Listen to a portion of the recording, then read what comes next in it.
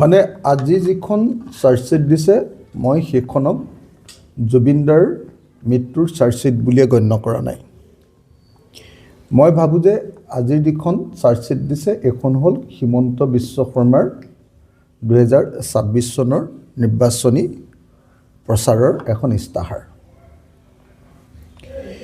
আজিলৈকে পৃথিৱীত মই যিমান চাৰ্জশ্বিট দেখিলোঁ এইখনেই প্ৰথম চাৰ্জশ্বিট যিখন চাৰ্জশ্বিটত আইঅ' বা তদন্তকাৰী বিষয়া বা CIO বা মুখ্য তদন্তকাৰী বিষয়া ঘটনা সংঘটিত হোৱা স্থানলৈ নোযোৱাকৈ দিয়া প্ৰথমখন পৃথিৱীৰ চাৰ্জশ্বিট। ইয়াত 7,000 পৃষ্ঠাৰ যে আপোনাৰ কাগজ দিছে বুলি কৈছে, 7,000 পৃষ্ঠা আৰু কিমান পৃষ্ঠা কিমান ডকুমেণ্ট দিছে বুলি ক'লে, 3,000 নে কিমান নে 3500 নে কিমান ডকুমেণ্ট দিলে বুলি ক'লে, 3500 ডকুমেণ্ট বুলি ক'লে। এইচব একো ডকুমেণ্ট একো নহয়। মই একদম ক্লিয়াৰলি আপোনালোকক কৈছোঁ যে যি তদন্ত প্লেচ অফ অকাৰেঞ্চ বা য'ত ঘটিছে তালৈ নোযোৱাকৈ কৰা তদন্ত, সেই তদন্তই পৃথিৱীৰ কোনো কেছতে কেতিয়াও কোনো মানুহক ন্যায় দিব নোৱাৰে। জুবিনদাৰ মৃত্যু ঘটিছে ছিংগাপুৰত, তদন্ত কৰিছে দিছপুৰত। জুবিনদা যিখন সাগৰৰ পানীত ডুবি ঢুকালে সেই সাগৰৰ পানীটোপাও চাবলৈ যোৱা নাই এতিয়ালৈকে আইঅ'এ। তাৰপিছত যদি হিমন্ত বিশ্ব শৰ্মাই কয় যে মই এখন বৰ সাংঘাতিক চাৰ্জশ্বিট দিছোঁ, তেতিয়াহ'লে মই ক'ম যে তেনেকুৱা চাৰ্জশ্বিট মই 1 ছেকেণ্ডত ডাষ্টবিনলৈ দলিয়াই পেলাম। মই বাৰম্বাৰ কৈ আছিলোঁ যে ঠিক আছে, ফাৰ্ষ্ট পেজৰ চাৰ্জশ্বিট এখন দি দিয়া।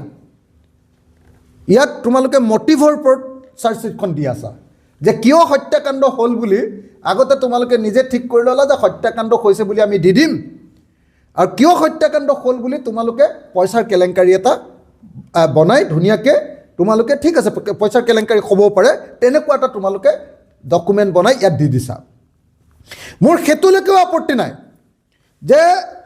যে কি কাৰণে হত্যাকাণ্ড হ'ল তাৰ মটিভটোৰ ওপৰত এখন চাৰ্জশ্বিট দিয়ক, কিন্তু হত্যাকাণ্ডটো কেনেকৈ সংঘটিত হ'ল, কোনে মাৰিলে, তাৰ কি পৰিস্থিতি, তাৰ ওপৰত যদি ষ্টেটমেণ্ট নাথাকে, তাৰ ওপৰত যদি এভিডেন্স তথ্য নাথাকে, আৰু তাৰ ওপৰত যদি ডকুমেণ্ট নাথাকে দলিল, তেতিয়াহ'লে সেই তদন্ত এটা শূন্য তদন্ত, শূন্যত গদা ঘূৰোৱা এটা তদন্তৰ বাহিৰে আন একো নহয়।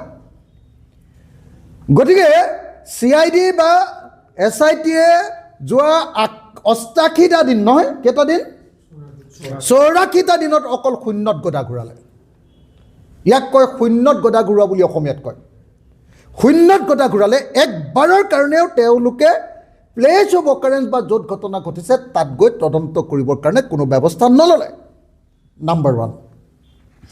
নাম্বাৰ 2, মই বাৰম্বাৰ কৈ আছোঁ যে ভাৰতবৰ্ষৰ BNSS 2023-এ 112 নম্বৰ যিটো ধাৰা তাত স্পষ্টকৈ কৈ দিছে যে বিদেশত ঘটনা ঘটিলে আমি নিশ্চিতভাৱে কোৰ্টৰ জৰিয়তে লেটাৰ্ছ ৰেগুলেটৰী পঠিয়াইহে কেৱল তদন্ত কৰিব পাৰিম আৰু তথ্য আনিব লাগিব। হিমন্ত বিশ্ব শৰ্মাই মোক উত্তৰ দিলে বিধানসভাত, বোলে নহয় আমি MLATৰ জৰিয়তে আনিলেও হৈ যাব। কিন্তু চেন্নাই কোৰ্টে স্পষ্টকৈ কৈ থৈছে যে MLATৰ জৰিয়তে আনিলে নহ'ব, MLAT থাকিলে বস্তু আনিব পাৰিব, কিন্তু সেইটো আনিব লাগিব কোৰ্টৰ জৰিয়তে। এতিয়ালৈকে ছিংগাপুৰৰ পৰা তেওঁ কৈছে যে নাই আমি ছিংগাপুৰৰ পৰা গভৰ্ণমেণ্টৰ পৰা অনা তথ্যৰ জৰিয়তে আমি এইটো প্ৰমাণ কৰি দিম। আৰে ছিংগাপুৰ গভৰ্ণমেণ্টে কৈছে যে জুবিন গাৰ্গৰ মৃত্যুটো হত্যাকাণ্ড নহয়। ছিংগাপুৰ গভৰ্ণমেণ্টে কৈছে যে জুবিন গাৰ্গৰ মৃত্যুত কোনো ধৰণৰ ফাউল প্লে নাই, কোনো ধৰণৰ বেমেজালি, কোনো ধৰণৰ কেলেংকাৰী নাই, সেইটো এটা স্বাভাৱিক মৃত্যু। আৰু তাৰ পাছত কৈছে যে ছিংগাপুৰৰ তথ্য আনি, ছিংগাপুৰ চৰকাৰে দিয়া তথ্য দি, ছিংগাপুৰ চৰকাৰে দিয়া এভিডেন্স দি আমি এইটো হত্যাকাণ্ড বুলি প্ৰমাণিত কৰিম। ইয়াতকৈ আৰু আভুৰা ভৰা ঘটনা কেতিয়াবা ঘটনা ঘটিছে? পৃথিৱীৰ মোক এটা গোচৰৰ নাম কওক যিটো গোচৰত এতিয়ালৈকে প্লেচ অফ অকাৰেঞ্চত তদন্ত নকৰাকৈ চাৰ্জশ্বিট দিয়া কৈছে। এইটোৱে অসমৰ জুবিন গাৰ্গৰ কেছটোৱে একমাত্ৰ পৃথিৱীৰ ঘটনা য'ত চাৰ্জশ্বিট দিয়া হৈছে অথচ IO আৰু CIO এতিয়ালৈকে ঘটনাস্থলীলৈ যোৱা নাই। গতিকে মই কৈ দিছোঁ, আপোনালোকক স্পষ্টকৈ কৈছোঁ যে জুবিন গাৰ্গৰ হত্যাকাৰীবিলাকক বচাবৰ কাৰণেহে আজি চাৰ্জশ্বিট দিয়া কৈছে।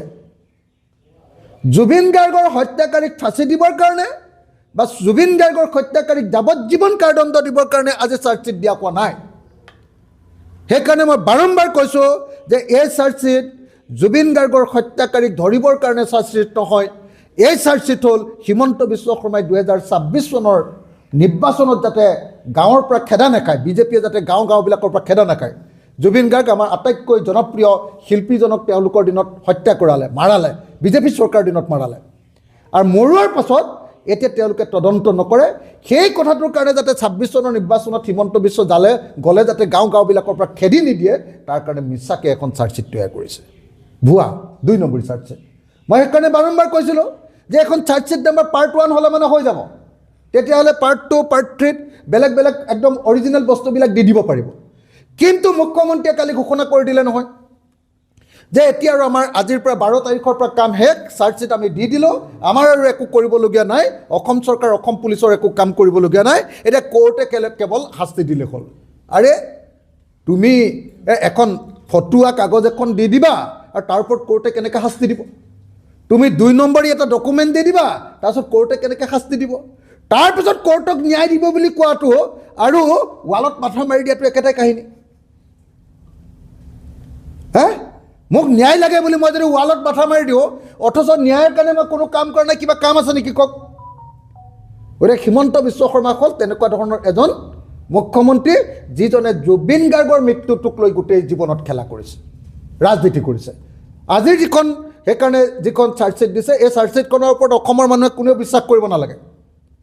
এইখন হ'ল হিমন্ত বিশ্ব শৰ্মাৰ 2026 নিৰ্বাচনৰ এখন ইস্তাহাৰ। এইখনত 26ত যাতে খেদা নাখায় গাঁৱৰ পৰা, যেনেকৈ কা আন্দোলনৰ সময়ত খেদা খাব খুজিছিলে, ঠিক তেনেকৈ এই জুবিন গাৰ্গৰ মৃত্যুৰ কাৰণে যাতে খেদা নাখায় তাৰ কাৰণে বনোৱা এখন কি ক'ব মিথ বা কল্পকাহিনী বা সাধু কথাৰ এখন কাহিনী হ'ল আজি দিয়াৰ চাৰ্জশ্বিটখন।